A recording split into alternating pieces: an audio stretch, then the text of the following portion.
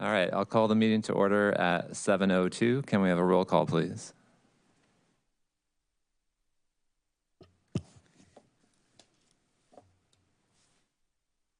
Mr. Fell? Here. Mr. Rose? Here. Ms. Sims? Here. Ms. Yu? Here. Mr. Allred? Here. Mr. Andreessen? All right, so it looks like we have quorum. Any changes to the agenda? There are no changes to the agenda. All right, approval of the minutes. We have 2 previous meeting minutes for our review and approval. We'll take the first one. We'll take them one at a time. So approval of the minutes from the June 26, 2025. This was a rescheduled meeting of the Planning Commission. Are there any comments on those minutes from that meeting on June 26th? We're ready to make a motion. I'll move to approve those minutes. All right, so we have a motion by Mr. Fell for approval. Is there a second? Second. Second by Ms. Sims. Any discussion, any changes? If not, we'll do a voice vote on those. All those in favor say aye. Aye. Any opposed? All right, that passes. And approval of the minutes from the November 6th, 2025 regular meeting of the Plan Commission. Are there any comments on those minutes from the last time we met? Or are we ready to make a motion? I move that they be approved. Okay, so we have a motion by Mr. Rose. Any second? I'll second. Second by Mr. Fell. Any discussion on these minutes? Any changes? If not, we'll do a voice vote. All those in favor say aye. Aye. Aye. Any opposed? All right. Communications. Do we have any communications? Yes, we received an email, which which is before the commissioners this evening, and I will also read. This was an email received from Mr. Alejandro Lares on Thursday, December 18th of this year. It reads, my wife and I live at 902 East Main Street, Urbana, Illinois, 61802. We are unable to attend the public hearing today regarding the rezoning of the 904 East Main property. We wanted the city to know that we support the project from the animal hospital to expand its building into that lot. Neither my wife or I are familiar with the zoning rules regarding what is required to do that project, so aside from supporting the project, it is difficult for us to have a specific opinion on the rezoning question. Is the rezoning being requested the only and minimal change required to move forward with that project? Our only potential concern is that if, for whatever reason, the rezoning is approved but the expansion of the clinic is not, that at some point a new business may be constructed next to our home. Having one large business like the animal hospital is okay with us, but we think having 2 businesses on the street would fundamentally alter the character of our block. The animal hospital blends very well with all other residences and private homes in the block. If this concern could be taken into consideration, we would be most appreciative. Let us know if you have any questions for us. Thank you very much. That concludes the email. Okay, thank you. That brings us to continued public hearings. We have none. Old business, we have none, which brings us to new public hearings and our hearing for this evening, which is plan case number 2517M25, a request by Susan Norris on behalf of Charlotte Pug Holdings, LLC, to rezone 904 East Main Street from R3 Single Family Residential District to B3 General Business Zoning District. Do we have a presentation?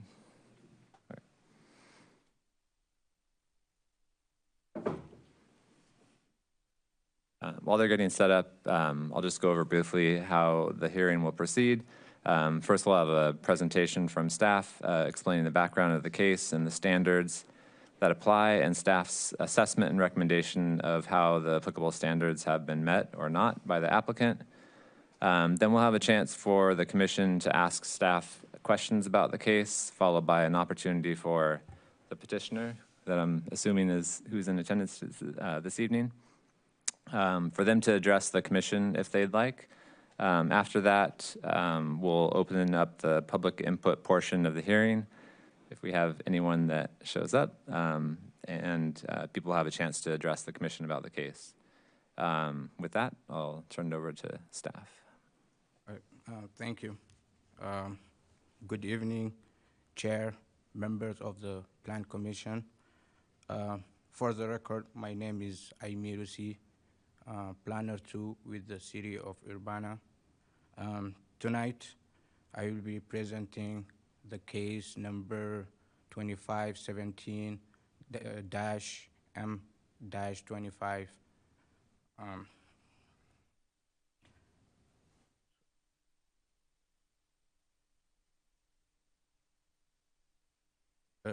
A request from by Miss Susan Norris, who's here with us on behalf of Charlotte Pug Holding LLC to rezone 904 East Main Street from R3 single and two family residential district to B3 general business zoning district.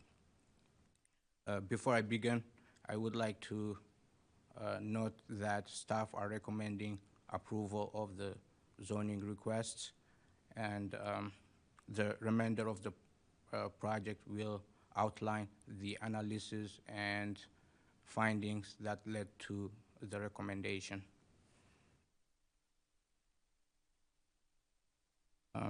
Let me begin with a brief overview of the rezoning. The applicant recently purchased the property with the intent to demolish the existing single-family structure and combine it with the adjoining property at 908 East Main Street, which they own and which is already zoned B3. The rezoning would allow the expansion of the Good Friends Animal Hospital and align the zonings of the two parcels. Next, I would like to provide some background information on the site and its surrounding context.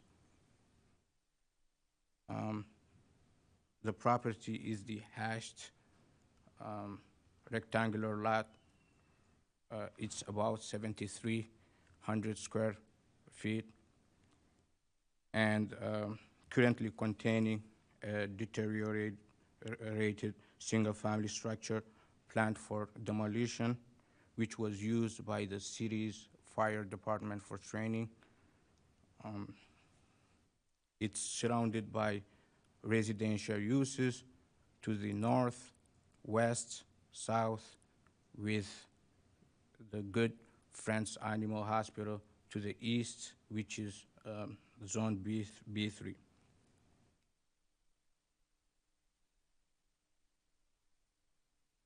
With that context in mind, I will now discuss how the rezoning relates to the city's planning policies.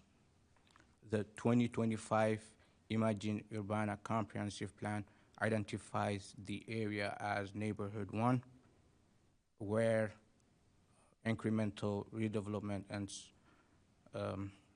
small-scale commercial uses are encouraged.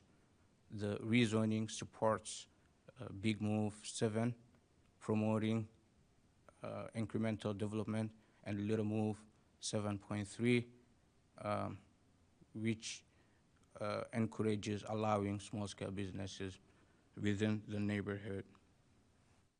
By aligning the zoning with the adjacent parcel B3, the rezoning supports the city's planning direction for the area. I will now summarize the staff's evaluation using LaSalle and St. Clair criteria. I will not go through each criterion, as these are explained in detail in the staff report. Instead, I will highlight major themes. So first, we have compatibility.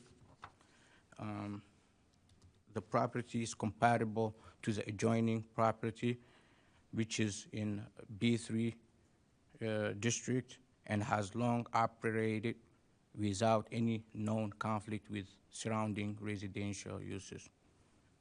Second, public health, safety, and welfare. Redevelopment would remove a deteriorated structure, improve the neighborhood conditions, and support a long-standing business that contributes to the local economy. Third, suitability and hardship. The home is no longer habitable and is planned for demolition. Retaining the R3 zoning would prevent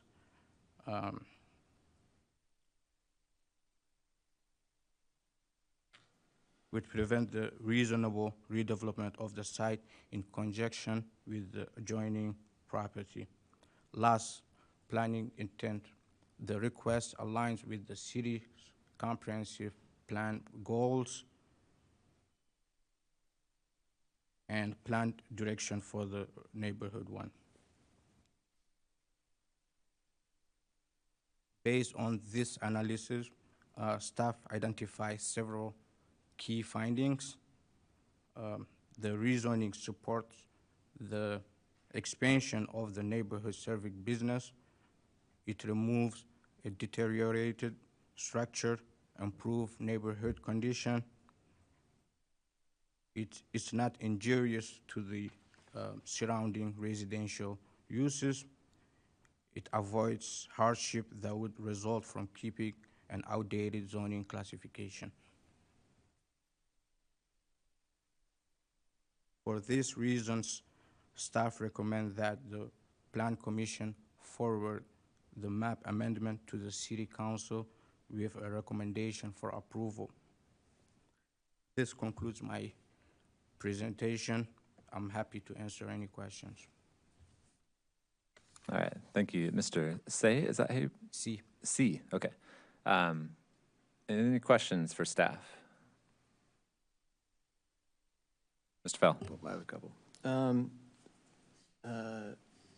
Some of these, I have a couple questions, and these are a little nuanced in the zoning ordinance. So, the first one is well, what's a side yard setback here? I don't have a zoning ordinance in front of me, so just out of curiosity. And the follow-up to that is some of our districts have a different setback if you're abutting a residential use as opposed to a business use. I'm just wondering what that setback is.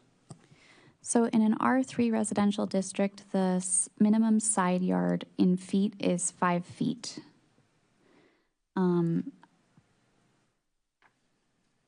I do see a footnote here. It's directing us to a section in the ordinance that I don't have in front of me, but the minimum side yard requirement in the R3 district is 5 feet, and in the B3 zone, the minimum side yard is also 5 feet. Okay, and there's no footnote if it's abutting a residential use in the B district? That is correct. Okay, all right. The next question is, sorry, also kind of nuanced. Our zoning ordinance in this, well, along this block, you're required to build to the average block face. What happens if they add on to this building? Are they required to do the average block face, or do they get to build out to the face of their existing building? And the reason I ask is that does have some impact on the neighbor to the west.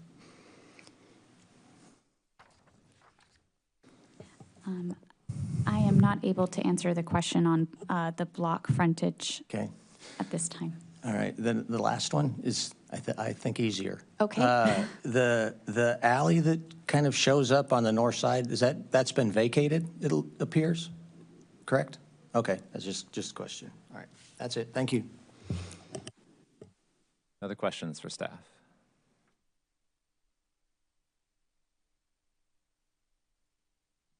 I'll ask one while others are considering. So can you tell me what the use this was classified under, or that you referred to in the use table in terms of your decision to go with a particular zoning district?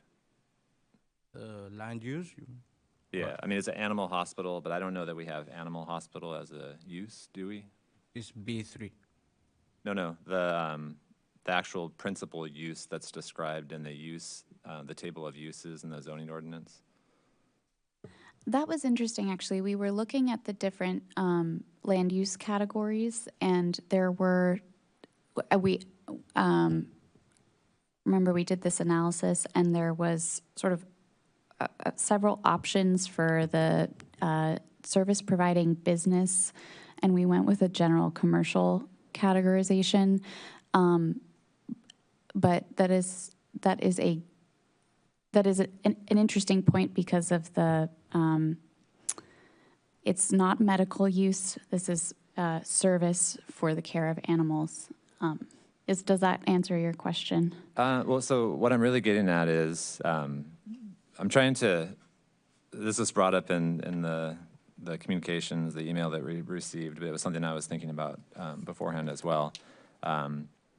Why go from a residential district and jump to a fairly intense business district as opposed to sort of the least permissive business district that would allow the use that's being requested for this particular project?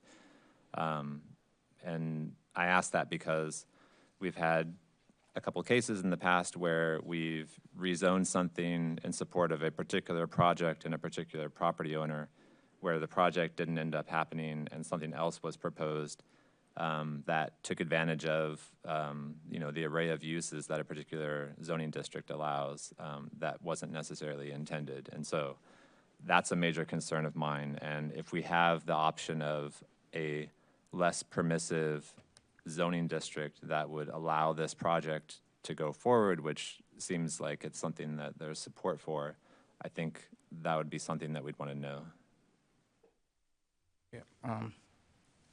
For example, I mean, when I looked through the list, I assumed it was pet care grooming that you were maybe looking at, in which case, B1 is something that allows that use by right, and I would wonder why we didn't suggest rezoning to B1 if that was the case.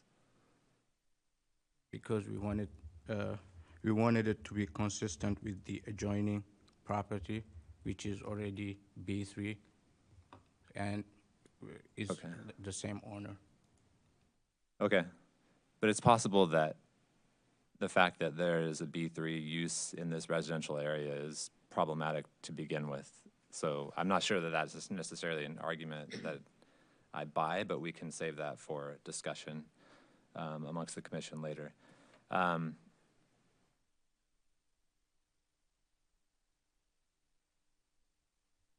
Any other questions? Just for awareness, I'm trying to bring up the table for everyone's edification. Do that quickly.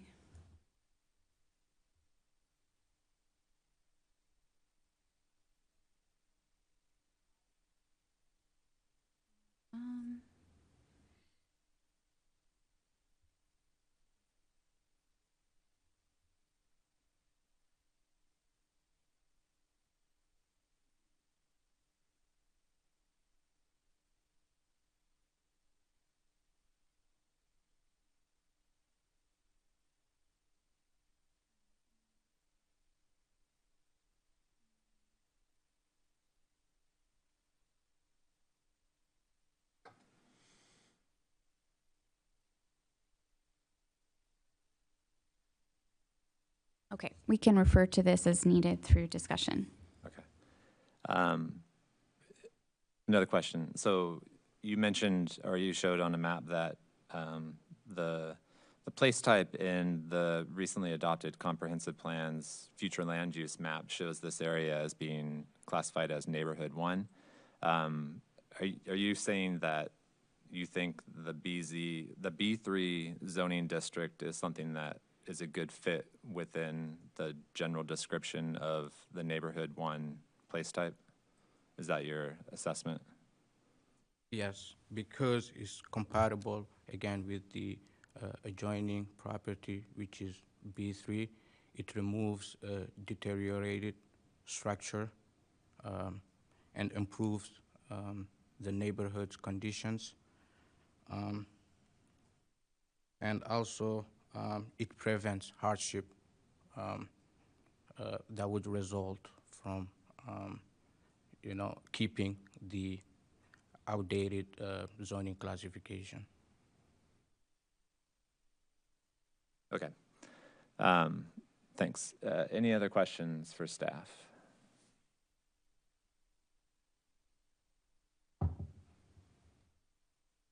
All right. Thanks. Thank you.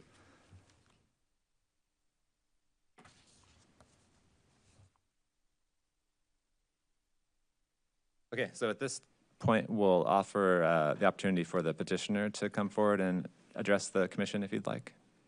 And if you could just state your name. And Hi, I am Dr. Susan Norris. I am one of the veterinarians at Good Friends Animal Hospital. And we did buy the adjacent property, and partially we did that. I think our goals align with our neighbors, which is Alejandro and Simona, who are lovely. The property is very, we share a drive with that particular property, and there's very little space between our building and the structure that's currently at 904, which unfortunately the house was in a state of disrepair. It was an elderly person who was doing her best, but was not in good shape.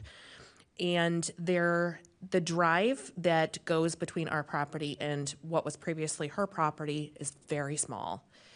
And we were concerned about either having a new neighbor in a structure that was not in great shape, or even another business coming in, because there's no room. It's very, very small. We are looking to, at some point, expand our clinic. We have no immediate plans to actually do that. We are going to be using some of that area probably just to park our cars.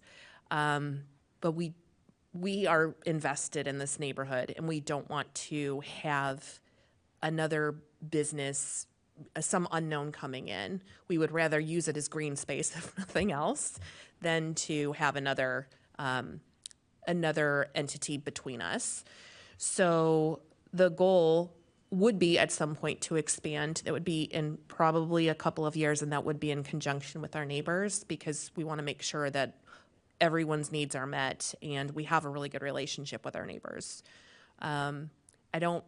The zoning to me doesn't really matter. Whatever is, the right thing to do for our community is fine with me.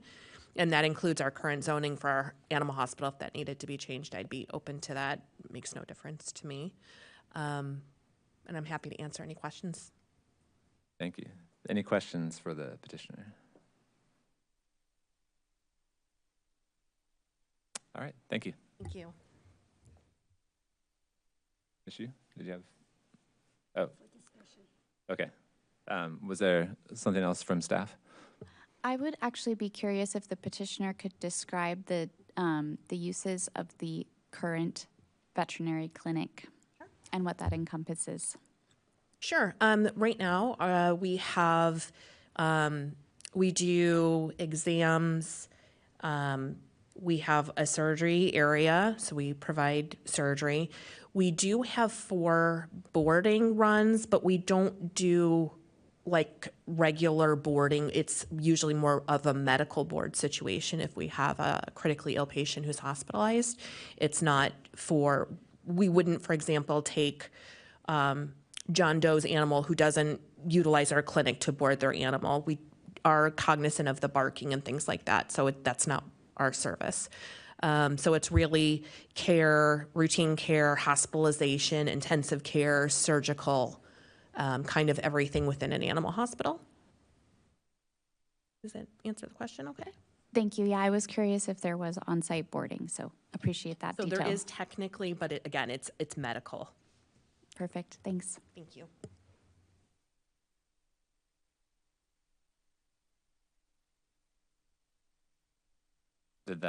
Is there more insight into the use and the use table that you were thinking of in terms of the zoning district that's recommended? I would welcome commissioner discussion on that point, but I will also be reviewing the use table as we speak. Okay, sounds good. All right, so at this point, we would open it up to the public to provide comment, but seeing as we have no members of the public here, we will declare the public input portion closed and now go into discussion amongst the commission and possibly entertain a motion to vote. So is there any discussion on the proposal? Mr. Fell. Yep, a couple things. One, first off, in terms of the vet clinic, I'll say that was our vet a couple vets ago. It hasn't been for a while. I absolutely sympathize with trying to drive around this building. It's dangerous. I'm sure the building's been hit multiple times. You can't make that corner. So I absolutely understand that issue of needing to mitigate that. When I, as more of a discussion item, when I looked at this case, I too wondered why are we doing B3 when we don't necessarily, maybe don't need to. I was less concerned about that because we try not to spot zone places, and if we zone this something else, we've now spot zoned 2 different pieces of property. We made the problem worse. We compounded our what I think is a problem to do that. And additionally, admittedly, I did not get out the zoning ordinance to look. I don't think it would necessarily affect this building, but we would limit the ability to potentially to add on to the building because the different zoning districts have different criteria in square footage, open space, things like that. And they may not. Again, I did not look at the zoning ordinance to see if those things equal themselves out. But having 2 different zonings and trying to do one building across 2 different zoning lots is problematic at times. And so while I understand the notion of why are we going B3 when that we don't necessarily need to achieve the applicant's goals, I think it's more appropriate to do it to B3 so it's the same zoning as the existing lot. Ms. Yu. I think you just answered my question of the difficulty of expanding a business across different zoning criteria. So, thanks.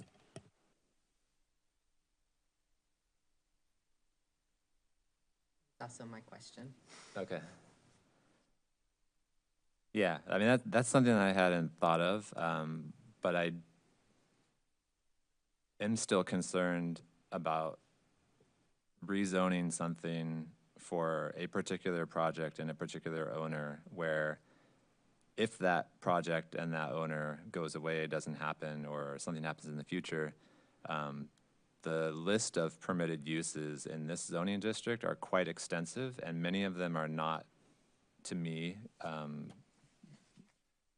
appropriate for a residential neighborhood, to include things like a liquor store, a tavern or a nightclub, and so on and so on. And so I don't know how the original animal hospital came to have B3 zoning. That may or may not have been a mistake when that was done, but I don't know that we want to compound that mistake by rezoning another parcel that could, at some point in the future, create more problems. So that's my concern. When I look at the description of Neighborhood 1 in the comprehensive plan, B3 zoning in general doesn't fit with what would be allowed, the uses of the B3 zoning don't fit within the intended development types or place types within that place type. I have some Sure. information for you. Yeah. I actually think I do know why it was zoned B3. Prior to it being an animal hospital, it was a gas station. And so, because we have to do some steps with the EPA, because there are buried gas tanks on the property. And so I don't think, that's why I think it was done. I don't know if that helps, but I don't think it changed when the clinic was purchased. Okay. And I believe that was in 1988 by Dr. Cole, formerly Dr. Lipton.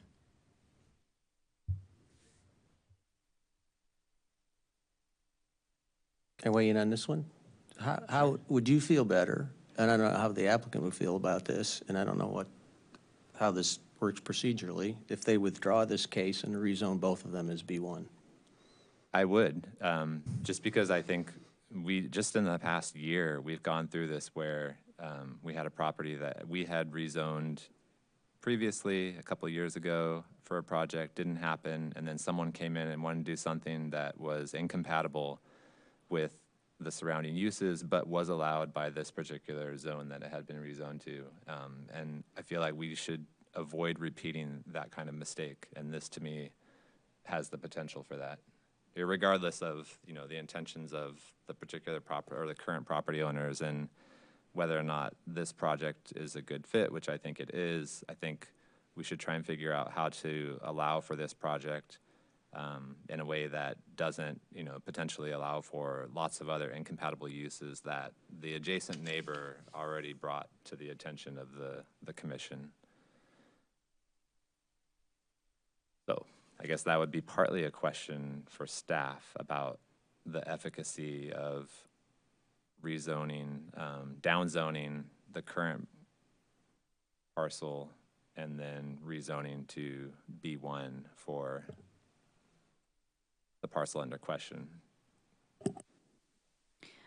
Procedurally, I think we need to, I need to take a sidebar, but I would say that because both parcels are owned by the petitioner, in this case, a withdrawal or perhaps a rejection of the case would, I think my question is, if we do not approve the case tonight, does that prohibit the petitioner from returning for a future case on the same property?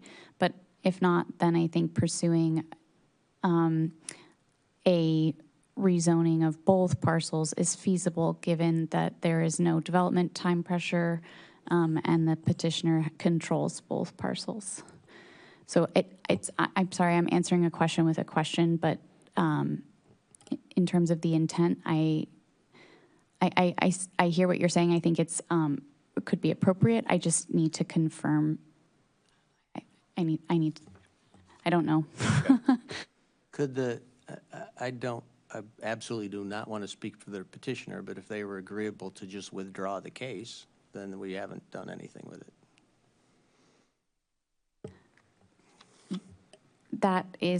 That's correct. That would potentially be a workaround for our lack of knowledge on procedure. Yes.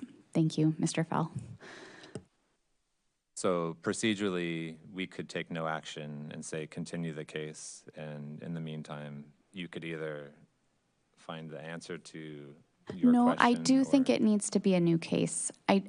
So I think we would need to issue a new case number, and we would need to issue legal notice, because it does it would affect the 250-foot boundary, for example, for the noticing requirement. Our legal ad would change because the parcels would have an additional legal description. So I guess I do think it needs to be another case. I just think that I don't know how, if the commissioners just decide not to take action, I don't know. It needs to not be new business anymore than it needs to be needs to not be old business. I think we have to reject the case. Can I ask a question? Can we continue the case to the next meeting, and then the petitioner has between now and the next meeting to decide if they would like to withdraw the case. I think it would just withdraw it before the next meeting, and tonight, we just continue the case to the next meeting, and they can withdraw it before that meeting occurs. I think that works. I think that as long as we're all in the understanding that if there were to be future action that would include both parcels, then it would need to be a new case. Yeah. Right. Okay. Yeah, that's what I understood. I was asking more if we continue it and then give them time to withdraw, because I don't think we can withdraw the case live during the Plan Commission meeting.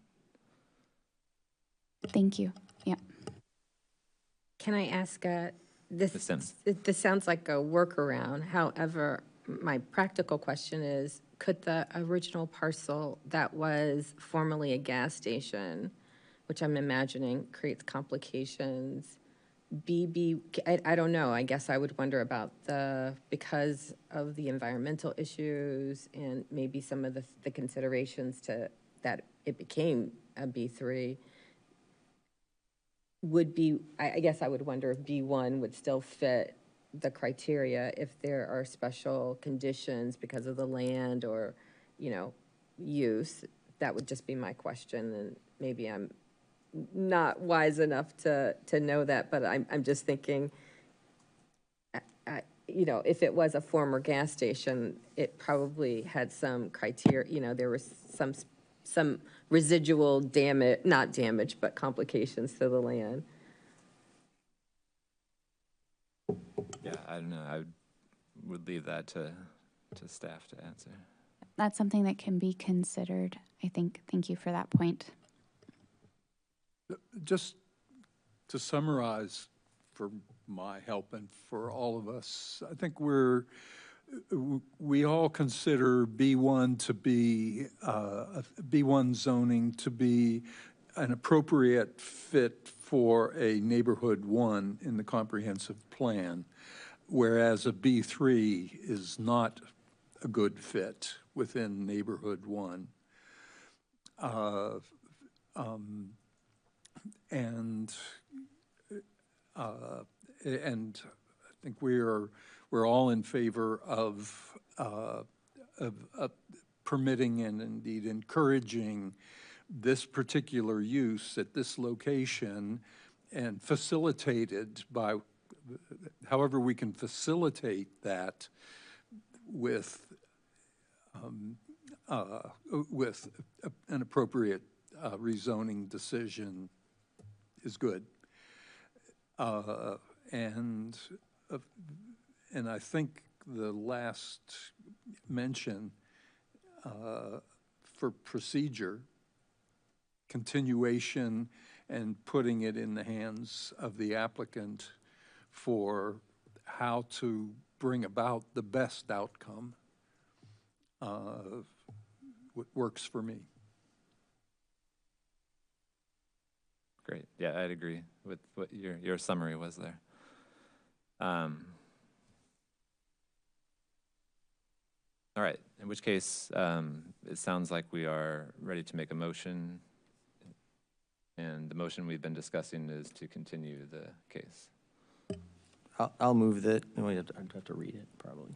Sure, I'll move that we continue plan case 2517 M25 to the next scheduled meeting of the Plan Commission, the next regular meeting of the Plan Commission. All right, so we have a motion by Mr. Fell. Is there a second? Second by Ms. Sims. All right, any discussion on the motion? So our intention here, I think, is two things. One, to give staff a chance to look into some of these questions that were raised, and then two, to give the opportunity for the petitioner in discussion with staff to figure out the best way forward, one of which would be withdrawal of the case and reapplication to rezone both properties to the B1 zoning district. All right, any other discussion on the motion? All right, it seems like we're ready to vote then. Can we have a roll call, please? Mr. Rose? Yes. Ms. Sims? Yes. Ms. Yu? Yes. Mr. Allred? Yes. and Mr. Fell. Yes. All right, that motion passes. That brings us to new business. We have no new business, audience participation. You are, I guess, members of the audience at this point. If you wanted to address the commission about something other than this case, you could, but, okay. Staff report. We do not have a staff report this evening. Instead, we will have a very abridged study session. All right, and that brings us to our study session then.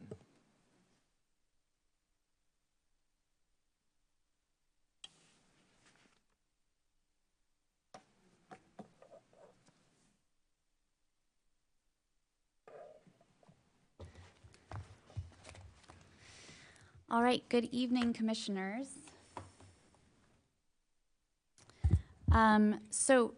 Before you, you have a few handouts that were left on the dais for your awareness. Tonight, I'm going to be talking about, this is really a study session light. It's kind of an introduction of work that Dustin Allred and his plan-making class conducted over the fall semester, this most recent semester here at UIUC's Urban Planning Program. And the workshop or plan-making course, the syllabus is before you. But before I get into the contents of the course and just sort of explaining some of the incredible work the students provided, I just want to frame the Philo Road Corridor conversation. So as you all know, the Philo Road Corridor used to be a thriving commercial district, perhaps several decades ago, actually, at this point. And in recent years has seen depreciation with high retail vacancy and a lot of our retailers actually departing from that location. There's quite a bit of purpose-built architecture along that corridor. For example, the Burger King, for example, the dollar stores, and of course the Walgreens, which are all now vacant. So this presents a challenge for the city of Urbana and has become a focus for the new administration. The mayor is very interested in seeing revitalization in that former commercial corridor. Now, what would that revitalization lead to? You know, does it need to become what it once was? Is that even feasible?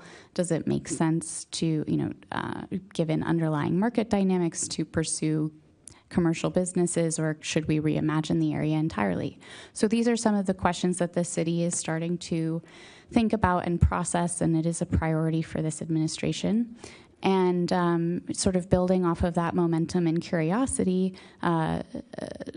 Allred and the resources available at their at the university graciously offered to sort of frame some of these questions with a planning studio. So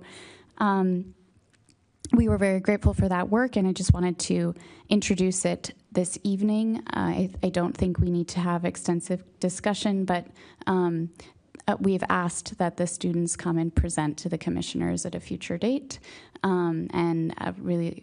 That work will inform a small area plan that the city staff will undertake for the Philo Road Corridor. So I think in summary, and I welcome Mr. Allred's input here as well, but in summary, the course focused on the small area plan making process and was grounded in existing conditions research, and then recommendations for potential planning interventions for short, medium, and long-term strategies for transforming that area were made. The student work acted as proof of concept, sort of giving us kernels to spark broader conversations, and have been provided to the city of Urbana as final work products just in this last week as the semester's wrapped up. So the first step of the course was really to build off the Philo Road Ahead community block party, which was a kickoff event that happened on September 7th. Philo Road Ahead branding was released, and the parking lot of Sunnycrest Mall was transformed into a kind of pop-up experience. We had many different community partners come out. We had over close to 500 community members over the course of the day. The fire department did a barbecue. The public library had information. We had bubbles. We had live music. We had information stations from many of city departments and, of course, our public partners. And the students were able to build off of that opportunity and created several engagement sort of stations. The first of which was a mapping exercise, which sort of grounded the community feedback based on commonly traveled paths and areas of activity, sort of activity nodes, and then also hosted a series of casual interviews to get community feedback by asking questions and engaging in conversation with members of the community. All of that was reported and synthesized and summarized in one of the handouts that you have in front of you. But those conversations really helped ground the students in the context of the community, and also to think about what Urbana in a broader sense might find useful there.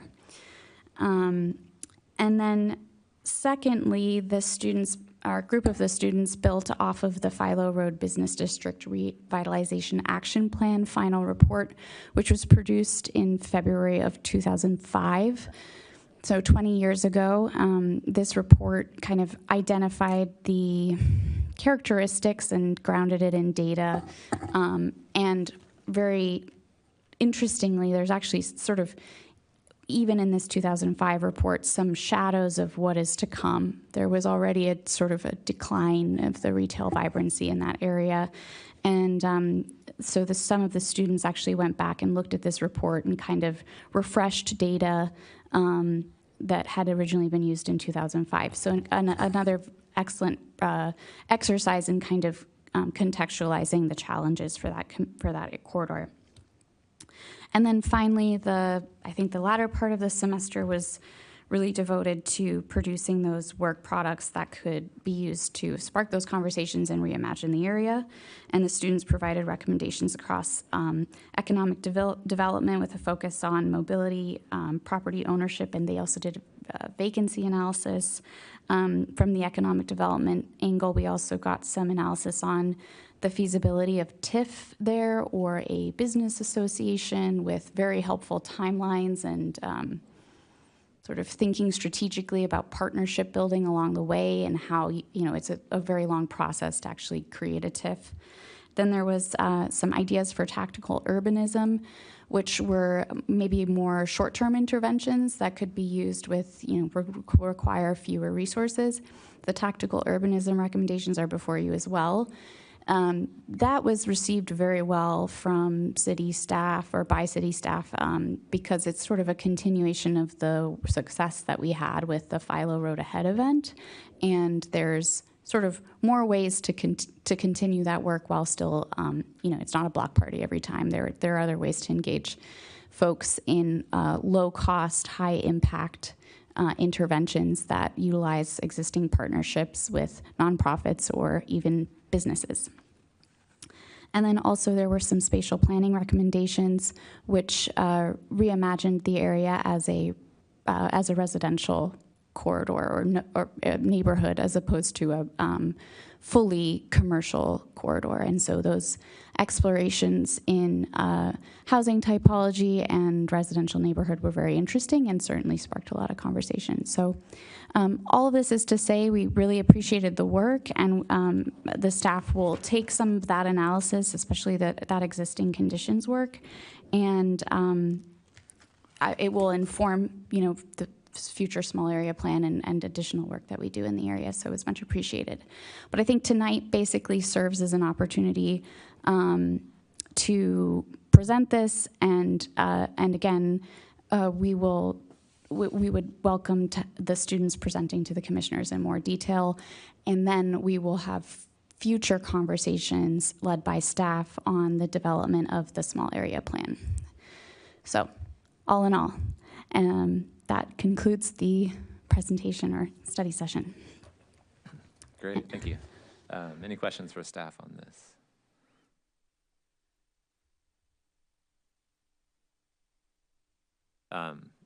Yeah, I don't, as the instructor, I don't think I have anything else to add. Okay. I think you've done a good job Thank summarizing what the students did. I would just say that the work that the students did, in particular, the latter half, the tactical urbanism, and then economic development, and sort of thinking through scenarios of redevelopment, were not necessarily recommendations to the city. They're meant to be more sort of materials that could be used to engage stakeholders and the community and the neighborhood to sort of get the conversation going, as opposed to just asking people, oh, what do you like about Philo Road, or what would you like to see different, right? Give them some concrete things that they can respond to. So one of my questions was going to be what the city's long-term approach to this was intended to be, and it sounds like a small area plan is the process and the eventual outcome of this. Could you describe a little bit for us what you think the role of Plan Commission will be in that, and then what the eventual procedural sort of outcome will be? Will this be something that's adopted in some way? Will it be something that's adopted as an amendment to the comprehensive plan?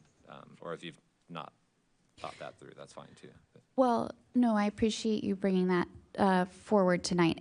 I don't have an answer for you, but I've watched previous Plan Commission footage from previous meetings, and this topic of discussion has come up before.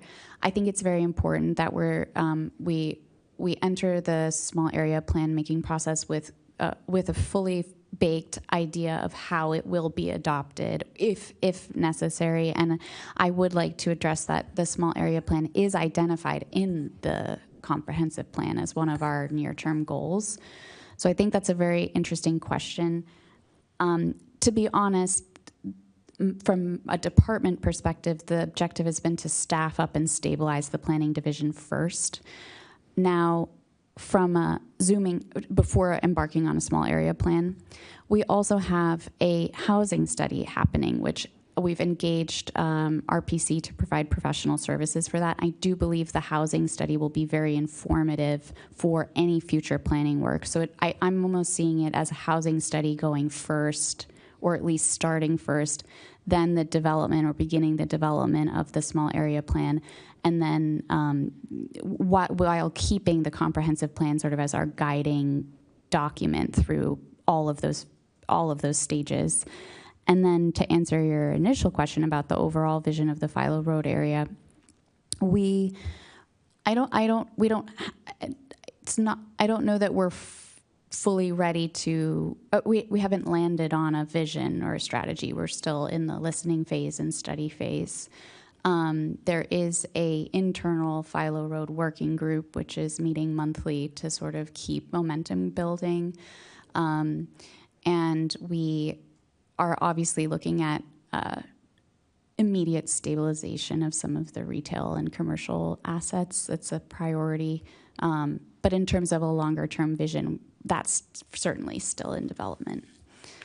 I can tell you with confidence, though, we do not want Philo Road to be this self-storage capital of central Illinois, which seems to be happening. So there's definitely, there's a lot of, the goal is to have a vibrant community that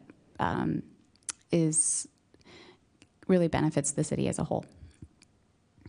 Maybe with that housing study, we can also do a self-storage need study that can give us some insight into that market. Only kidding. Okay, so yeah, I think that kind of that answers the questions that I had. And since you mentioned them, the housing study and then the other one, staffing, could you give us an update? So the RPC is doing the housing study. Is there a timeline for that? Yeah, so we've engaged with them. We just did the kickoff, so we're in the data transfer stage. We'll have various touch points, probably in the spring and early summer, which could include a Plan Commission presentation. And then full delivery is slated for, I would say, realistically early fall of 2026. So it will be in development over the first half of the new year. Okay, great. Yeah, I think we 6 would to all 7 months. Yeah. we would all like to be kept in the loop. I think so many of so much of the case, so many of the cases that come to us and the recommendations that we make hinge on housing and the need for certain types of housing. And so having that information, I think, is important for the work that we do. Is this going to address the wide variety of housing types, so not just affordable housing, but also market rate housing? Yeah, so we're framing this as a housing needs assessment in a pretty sort of traditional sense. It will cover all product types and income levels including affordable, of course, but also market rate. And we will be doing analysis on, to the best that we can, the rental market and shadow rental markets as well, to understand what's happening with those dynamics.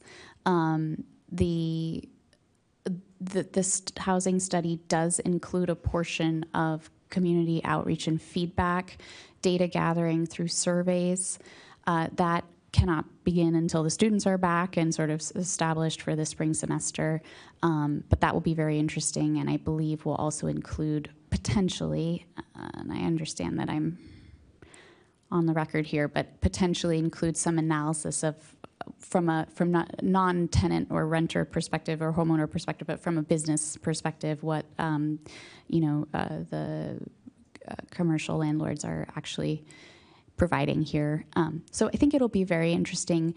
We're limiting the scope to that existing conditions analysis with the focus on all market types, and then that will tee up future conversations about policy recommendations or strategies for potentially adopting whatever different policies or ordinances. But because of our budget constraints, we're really focusing it on the housing needs assessment portion.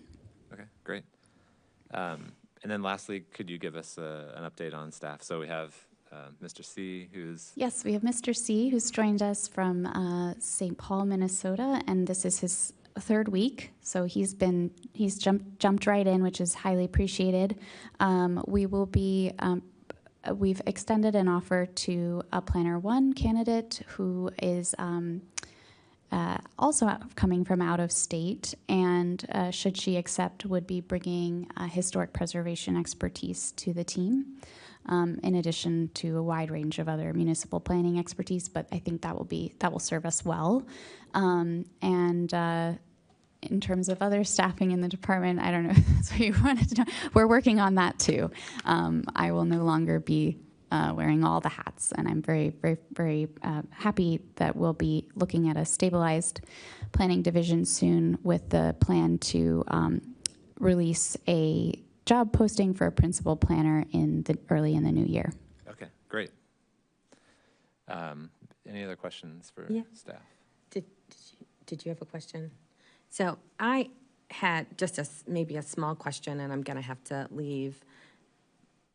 But I am listening to the timeline, and I'm also aware of the area a lot, right? And I guess I'm curious, and maybe I've missed this, but has there been, do we know, I can anticipate many different reasons why the Philo Road corridor